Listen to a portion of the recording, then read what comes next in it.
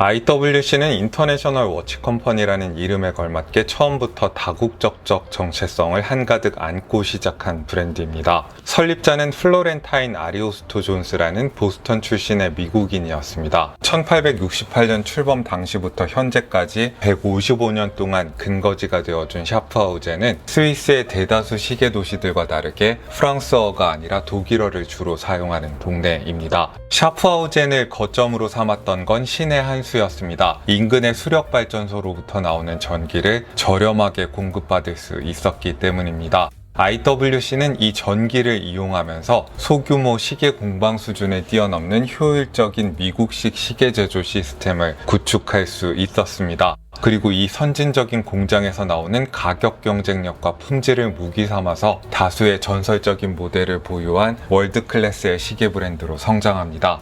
이미 충분히 다국적적인 정체성을 가진 이 회사에 약간의 포르투갈을 끼얹으면 오버사이즈 클래식 드레스 시계라는 형용 모순 같은 컬렉션이 등장합니다.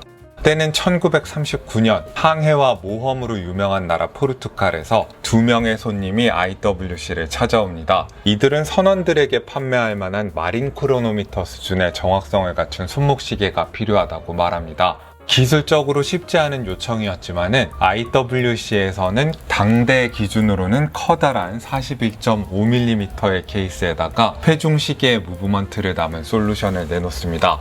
포르투기저라는 전설의 시리즈가 탄생하는 순간이었는데요. 흥미로운 건 오리지널 포르투기저는 카탈로그에 나오지 않는 모델이었다는 사실입니다. 325번이라는 모델 번호가 부여됐던 이 시계는 1939년부터 1981년까지 40년 넘는 세월 동안 690개밖에 생산되지 않은 정말 소규모의 비정규 컬렉션이었습니다. 하지만 회중시계의 심장을 가진 오버사이즈 손목시계라는 발상은 아카이브에만 숨어있기에는 너무 거대했던 모양입니다. 전설적인 워치메이커 커트 클라우스를 비롯해서 IWC의 중역들이 이 빈티지 모델의 잠재력을 알아봤고 1993년 포르투기저는 IWC의 창립 125주년을 기념하는 한정판으로 화려하게 부활합니다. 이 회사는 과거의 디자인에만 머무르지 않고 포르투기저를 크로노그래프 디자인으로 발전시켰습니다. 이 6시, 9시 카운터가 있는 포르투기저 크로노그래프는 우리가 아는 포르투기저의 표준이 될 정도로 폭발적인 인기를 얻었습니다.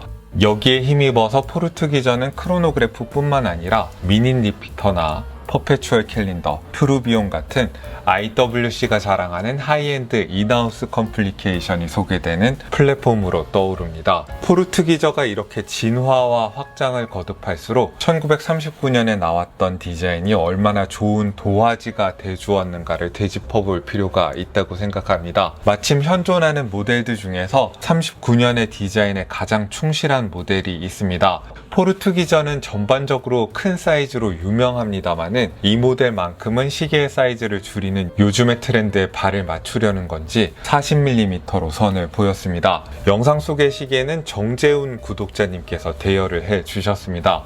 쿠쿠의 투자생활이라는 유튜브 채널을 운영하시면서 여러 방송에서 주식 투자 전문가로 출연도 하시는 분인데요. 그래서 그런지 시계도 저평가 우량주 같은 걸 찾아서 모으시는 것 같습니다. 포르투기저 40은 사이즈부터가 한국 사람의 손목에 좀 더 친화적이라고 할 수 있고 완전 엔트리 레벨 무브먼트가 아니라 빅파일럿 43 같은 모델에도 들어가는 제대로 된 IWC의 인하우스 엔진을 장착하고 있다는 점에서 히트작으로 부상할 만한 무기를 여럿 갖고 있는 모델인데요. 이상하게도 크로노그래프 모델이 워낙 유명해서 그런지 스포트라이트를 잘 못 받고 있습니다. 스틸 모델의 리테일가는 970만원이고 지금 보여드리고 있는 18K 레드골드 모델의 리테일가는 2145만원입니다. 스틸 모델은 IWC를 IWC이게끔 하는 매력들을 올고지 즐길 수 있는 모델이라는 점에서 이 브랜드의 엔트리 모델들보다 살짝 더 비싸긴 하지만은 투자할 만한 가치가 있지 않나 생각이 됐고요. 골드 모델도 골드인 것 치고는 가격이 그렇게까지 가파르게 오르지 않는다는 점에서 골드 드레스 시계를 찾는 분들께 꽤 호소력이 있을 거라고 생각합니다.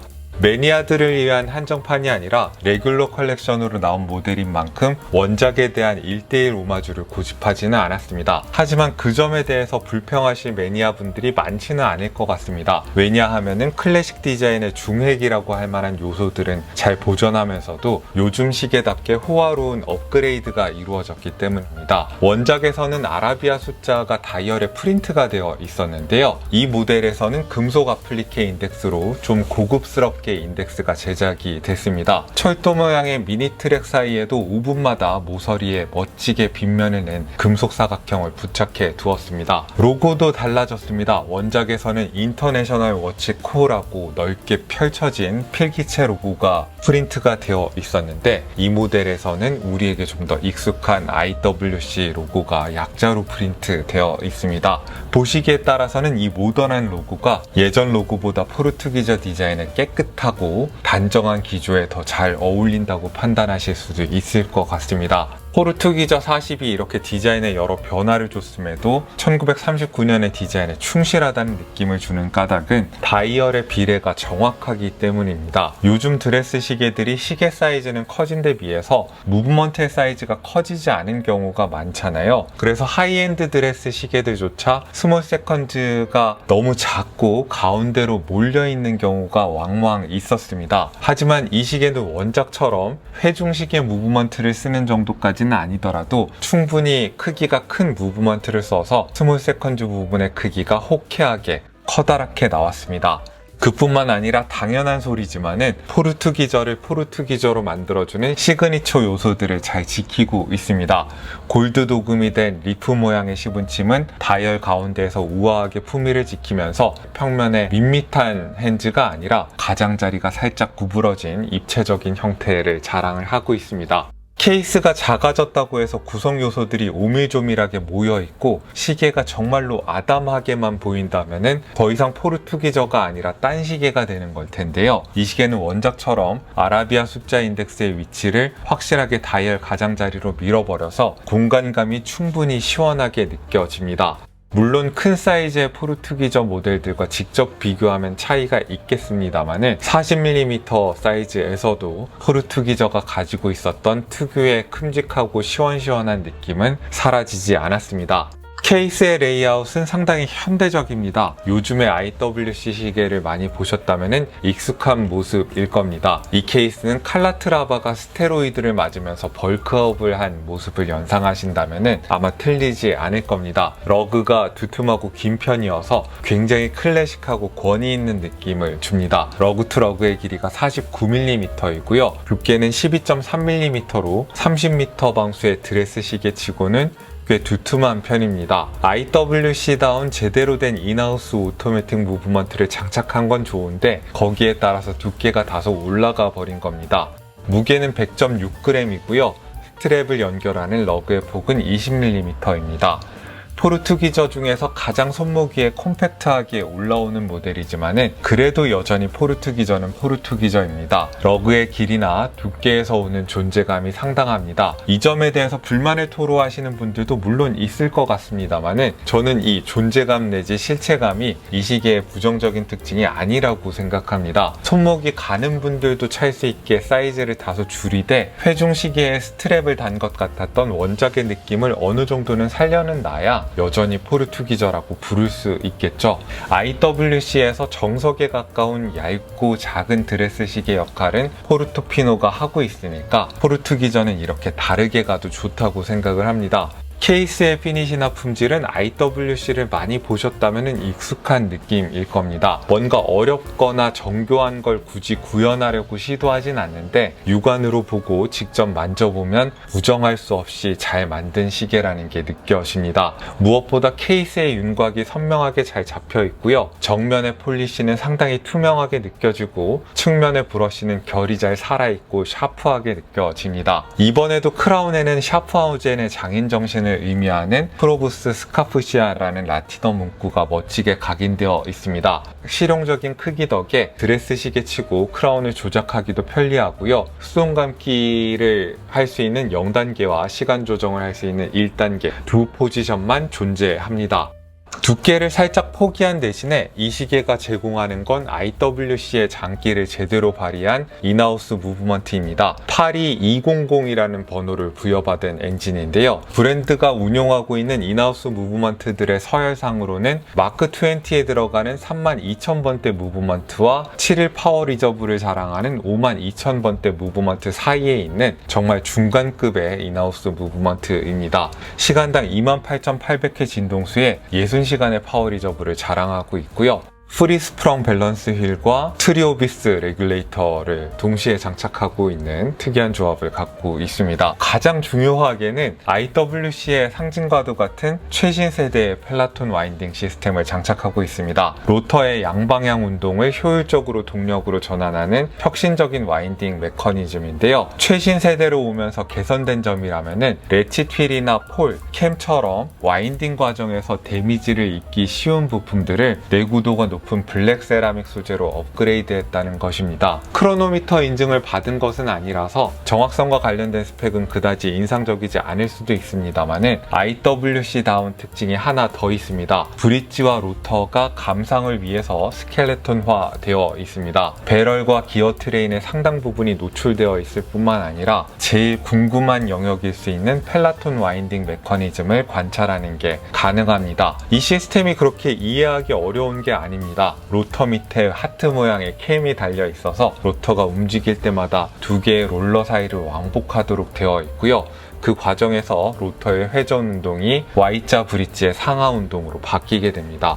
그리고 브릿지가 움직일 때마다 폴이 이 레칫 휠을 당기고 밀면서 메인 스프링을 감아주도록 되어 있는 겁니다. 이 무브먼트의 브릿지는 다 멋지게 못따기가 되어 있고요. 페를라주나 코트드 제네브, 버티컬 브러쉬 같은 여러 가지 피니쉬로 다채롭게 장식이 되어 있습니다. 이런 것도 중요하지만은 색상을 다채롭게 사용한 것도 좋습니다. 펠라톤 메커니즘에 들어간 검은색도 돋보이고요. 로터에 박혀있는 IWC의 프로보스 스카프시아 메달이나 브릿지의 엔그레이빙에 사용된 금색이 무브먼트를 감상하는 맛을 더해줍니다. 사람의 손보다는 CNC 머신의 흔적이 더 많이 느껴지는 무브먼트이긴 하지만은 수작업으로 브릿지만 열심히 장식하고 속을 보여주지 않는 무브먼트보다는 개인적으로는 더 매력적으로 느껴지는 엔진이라고 생각합니다. 엘리게이터 스트랩은 가운데에 두툼한 패드를 넣어서 양감을 확보를 하고 스티치를 넣었습니다. 밑에는 소가죽을 대서 착용감까지 챙겼고요. 버클 같은 경우에는 골드 소재의 시계들이 흔히 그렇듯이 디버클 대신에 핀버클을 넣어줬습니다. 모서리마다 빗면을 넣고 IWC에 사인을 넣었네요.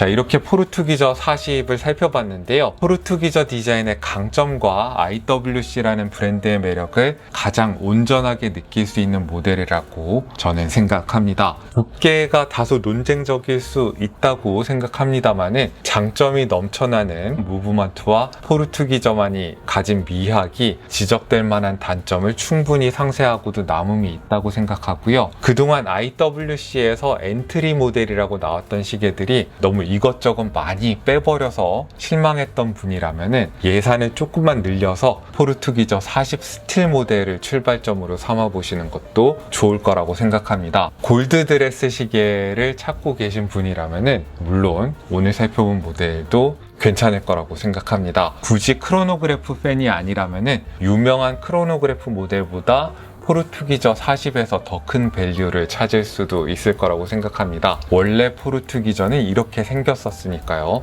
자, 오늘도 여러분들께 유용한 정보가 됐기를 바라고요. 지금까지 여기는 생활인의 시계 채널, 저는 호스트 김생활이었습니다. 안녕히 계십시오.